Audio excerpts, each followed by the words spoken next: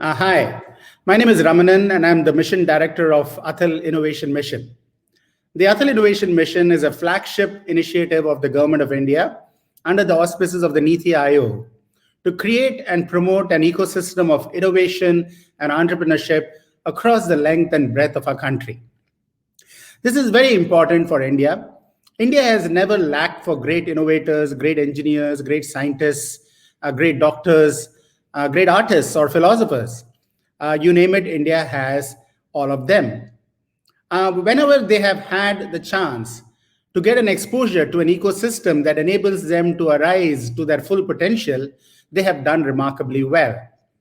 So you see that many Indians go abroad.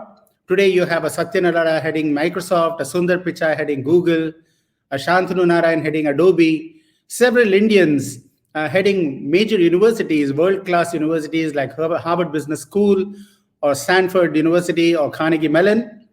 Many of our Indians have achieved the highest levels of eminence in various parts of the world wherever they have had an ecosystem of innovation and entrepreneurship to enable them to arise to their full potential. It is in that light that the Honorable Prime Minister of the country of India launched the Atal Innovation Mission under the auspices of the Niti Aayog, the National Institution for Transforming India. The idea was, can we create the same ecosystem of innovation and entrepreneurship so that the young, talented minds of India will find an opportunity to express their creative potential, to express their entrepreneurial spirit, to become innovators, to become job creators of the future, not just the job seekers from India. But after all, India has over 1 billion people. We also have what is known as the demographic dividend, which is the envy of many a country. We have more than 65% of our people under 35 years old. We have 1.4 million schools, over 10,500 engineering and related institutions, over 39,000 colleges. We have more than 150 million young students who are going to be entering into the workplace over the next 5 to 10 years. How do we ensure that this youthful, energetic workforce that is going to be made available to India is also able to express their full creative potential and become the transformers of India? How do we ensure that we create the Atmanirbhar Bharat that the Honorable Prime Minister in his clarion call recently made, to ensure that we not only become a strong, self-resilient India, but we also become a source of great capability and contribution to the rest of the world? In order to do that, we have to ensure that our young people are given all the opportunities and empowered to become innovators, to become job creators, to become the transformers of our country. Also, we are having the advantage of a fast-growing economy. Never in the history of India have three of these things converged together as they are doing now. First and foremost, the demographic dividend that I talked about. Second is a fast-growing economy. We have been growing at 6 to 8% over the last several years. Barring the COVID-19 crisis, which we are all currently experiencing, it has been one of the fastest growing countries in the world from an economic perspective. You need a fast-growing economy to be able to encourage new forms of entrepreneurship, new forms of innovation, and to be able to provide the opportunities and the infrastructure to be able to create new job creators. And the third thing that is happening in India and across the world is technology is changing the very shape of the landscape of the world. We are having technology which is changing the way we are experiencing the world and the way the world is experiencing us. Digital transformations are here to stay.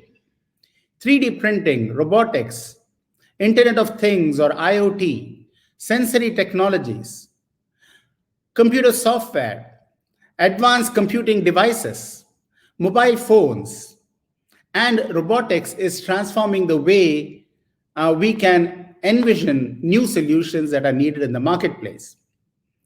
Because of the convergence of advanced computing, communication, and sensor technologies and big data analytics and software processing, artificial intelligence has become a reality. We are now able to incorporate artificial intelligence into every aspect of innovations that we are able to come up with. We were talking of artificial intelligence several years ago, in fact, several decades ago. But nowhere and never at a time in history has artificial intelligence made so much sense as it is now.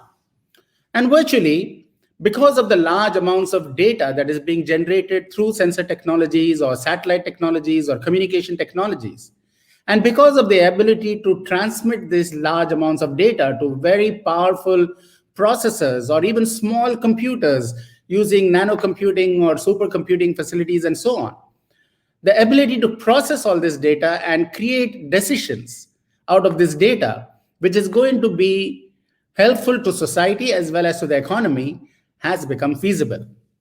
And therefore, with this tremendous convergence of a demographic dividend, which creates a youthful, energetic workforce that the country can have, a fast growing economy which is able to support new ventures in the country, and a technology which is becoming affordable, accessible, available, and advanced, we are now having the ability to bring all these things together to radically transform our country and lead our country into prosperity as well as a position of global leadership. Now, what is Atal Innovation Mission doing in all of this? We have adopted a very holistic approach to ensure that the benefits of all of the factors that I mentioned are able to find expression. At the school level, we have launched thousands of what are known as Atal Tinkering Labs. These tinkering labs are dedicated innovation workspaces in schools, where the latest of technologies like 3D printers, robotics, IoT, miniaturized electronics, augmented virtual reality is made available to young school students between grade 6 to grade 12, so that they can play with them, tinker with them, create solutions for problems they see in and around the community, prototype solutions. They get a hands-on feel of emerging technologies which are shaping solutions in the world of tomorrow. And we need to ensure that our young students acquire not only the knowledge of all these latest of technologies, but they also acquire 21st century skills that are so very important if they have to position themselves as the innovators of tomorrow. Skills like design thinking, critical thinking, teamwork, collaboration, knowledge about how to leverage the cloud and artificial intelligence in integrating them into solutions that we can imagine for the future. All of this is made available through the Atal Tinkering Labs at a school level. The whole idea is, can we create a problem-solving, innovative culture in our young school students? So far, we have been focusing on rote learning as a mechanism of education. And it has served us well.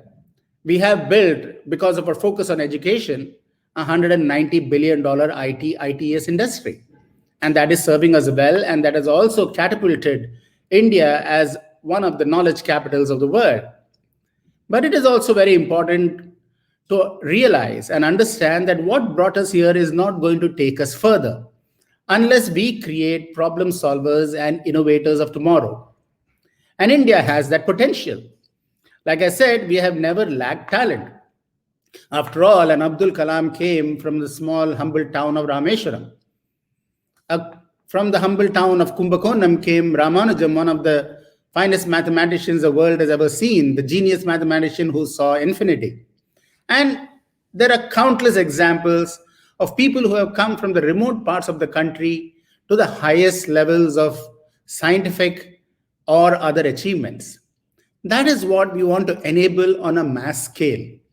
And that is why the Atal Tinkering Labs, we have today 10,000 tinkering labs which have been selected across the country, and 7,000 of these labs are operational, with more than 3.5 million students having exposure to all these problem-solving, innovative, tinkering capabilities that I talked about.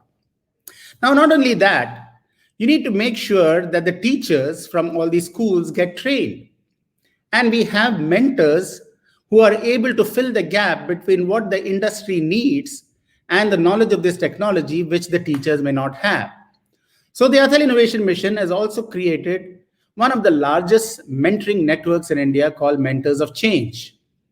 And these Mentors of Change get associated with tinkering labs and enable the young students as well as the teachers to learn about these emerging technologies as well as induct them in the art of problem solving and design thinking. Now, as we go further, when the students graduate from the universities, from the schools and enter into the universities, the Atal Innovation Mission is creating world-class incubators. World-class incubators would foster world-class startups. It is very important that a startup is supported in different elements of its life cycle. There are many valleys of death in a startup's life cycle. Valleys of death because they do not get the right type of support for mentoring or venture capital support or business planning or strategy support. Sometimes they don't get support to access to the right technology lab or the research institution, which needs to fill some gaps in the startup solution. Or sometimes they don't have the right team. An incubator will help address all these valleys of death and make the startup successful. It is very important, just like the word incubator says, just like in a mother's womb, the child becomes into a full child, and then when it comes out, it is able to become and blossom into a full human being, beautiful human being. So also these startups are protected and supported by the incubator in its initial stages so that they can stand on their own legs and blossom into a large company, into a multinational, into a company that can make an impact not only for India, but for the rest of the world. Today, we have selected over 100 incubators across the country, out of which 70 are operational, with more than 1,600 startups which have come out over the last couple of years. 500 of these are women-led startups. Now, that's again a very important aspect when we talk about innovation, entrepreneurship, and skill development. We need to ensure that innovation and entrepreneurial ecosystem is made available to all the parts of the country, to all the genders, whether they are girls or boys, whether they are differently abled, whether they are in the remote coastal districts of our country, or whether they are in other parts, in the tier 1, tier 2 cities of our country. And Atal Innovation Mission is ensuring that 70% of our Atal Tinkering Labs are in government-aided schools. 70% of them are in girls and co-ed schools. And it is indeed very heartening for us to state that today, out of the 715 districts that our country has, more than 680 districts have Atal Tinkering Labs. Similarly, the Atal incubators are being established across the country, not just in the tier 1 cities, but also in tier 2, tier 3 cities. We have in over 26 states our incubators spread over and our innovation centers spread over these states. Now, in order to ensure that the benefits of innovation reaches across to the rural parts of the country, tier 2, tier 3 cities, the Atal Innovation Mission is setting up what are known as Atal Community Innovation Centers. You see, our country is very large and very diverse. We have over 650,000 villages. We have over 715 districts, out of which 115 are called aspirational districts because they're at the bottom of the pyramid in terms of access to basic healthcare, basic education, affordable housing, clean drinking water and sanitation, access to good waste management. These are all problems that we have in our aspirational districts. So unless the benefits of innovation meet the demands of all the districts of our country and our 650,000 villages, unless we ensure that we create thousands of hubs of innovation and local job creation, we will not be able to succeed as a country. And therefore, the Atal Innovation Mission is setting up these community innovation centers, which can help drive local innovation that the community around needs, and it will spur local job creation. Now, in order to ensure that products and services that will have national impact at the socio-economic level is established, we have launched what are known as Atal New India Challenges. Now, Athal New India challenges are of two types. One, to support early stage innovation for our MSME and startup community. India has more than 70% of its formal and informal labor associated with the MSME economy. We have only 29% of our GDP today coming out from the MSME industry. The government has said that by the vision of the country by 2022 should be to ensure that we have at least 45 to 50% of our GDP coming from the MSME industry. Now, if we want to achieve that, we need to stimulate Make in India innovations. And therefore, the applied research and innovation for small enterprises, the ARISE challenges that Athal Innovation Mission launches, are meant to stimulate Make in India innovations for the MSME industry. This will spur innovation that is required to ensure that we reduce our import dependency on things like electronics, miniaturized electronics, or on many other things, component manufacturing, where we don't need to import them, but we can indigenously develop them and manufacture them. At the same time, we also want to create a thriving, vibrant export market, leveraging all the emerging technologies that are becoming available to us. And therefore, in both these situations, the ARISE challenges will help not only to reduce import dependency, but also to increase our export capability to the rest of the world. The other challenges are where you already have a prototype or a product and you would like to commercialize them and it needs to reach the marketplace. So for this, we launch what are known as Athal New India Challenges. And these New India Challenges are arrived at by working with ministries so that we identify the potential for these products, not only for the government as a buyer, but also for the industry to be able to adopt them and be able to make them as commercial successes. Now, all of this can only succeed if all the stakeholders in the system participate in a collaborative manner. And therefore, the Athal Innovation Mission has set up a number of collaborations and partnerships with leading industry partners, leading research institutions, and also the PSUs in the country. For instance, recently, ISRO has adopted over 100 tinkering labs. And these tinkering labs will get knowledge from ISRO scientists regarding space, science, and technology innovations that are driving the future of the space tech industry. Similarly, we have other PSUs like ONGC and Coal India Limited who have adopted tinkering labs and who are also supporting our startups.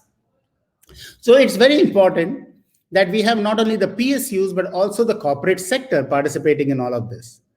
I'm very happy to state that we have over 30 to 35 private sector partnerships who, through their CSR activities and through their various initiatives, are partnering with our Athal Innovation Mission, not only in adopting tinkering labs, but in mentoring startups, in mentoring incubators, in participating in challenges that we are launching. Examples are NASSCOM. Along with NASSCOM, Athal Innovation Mission has launched the Artificial Intelligence Basic and Step-Up modules. Along with NIC, we have launched the Collab CAD modules. Along with Dell Technologies, we have launched game development modules. Along with IBM, we have launched mentor management and mentor networking platform modules.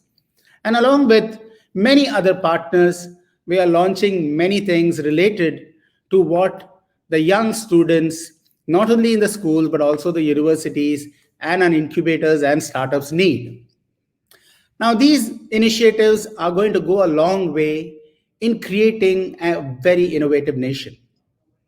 In the last Global Innovation Index ranking, India has already moved up to the 48th position, broken into the top 50 of the world from a position of 81 5 years ago. Now, that's a remarkable growth of our performance in the Global Innovation Index. But personally, I believe that India can be in the global top 10 within the next 10 years. That is a real possibility because India has tremendous capability, tremendous talent, The Honorable Prime Minister, in his clarion call for Atmanirbhar Bharat, identified 5 pillars which we all need to focus on. The pillar of demographic dividend that we talked about, the pillar of infrastructure. How do we ensure that we develop smart infrastructure, smart cities, smart villages, smart districts?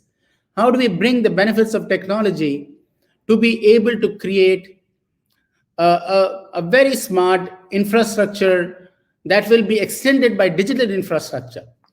Digital infrastructure is going to play a very important role.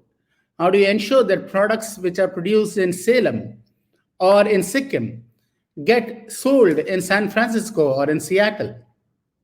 That is the power of digital technology. And we need to ensure that the physical infrastructure along with the digital infrastructure gets enhanced to create the Atmanirbhar Bharat. The third pillar he talked is the pillar of demand. We are a country of 1.3 billion people. So we have tremendous demand. We don't need to look elsewhere for the demand. And if we all focus through our startups, through the entrepreneurial community, through innovations, we will be able to address this demand. The fourth pillar he talked about was the pillar of socioeconomic progress. We need to ensure that technology and innovation addresses the social divide, the digital divides, the divide between the haves and the have-not. We need to ensure that we eliminate the 22% poverty that we are experiencing so that there is nobody who is experiencing poverty in this country. 44% of our country is agri-economy based, and we need to ensure that we carry them along through the benefits of technology, satellite or precision agriculture, and so on and so forth. And finally, he talked about the pillar of technology. It is technology which is driving many, many solutions that the world needs. And in all of this, it is very important that private sector, government, academia, and industry get together and work together in order to make us one of the most innovative nations of the world. Thank you for the opportunity to sharing a few thoughts on this very important occasion as we come nearer to celebrating our 75th year of independence. Jai Hind.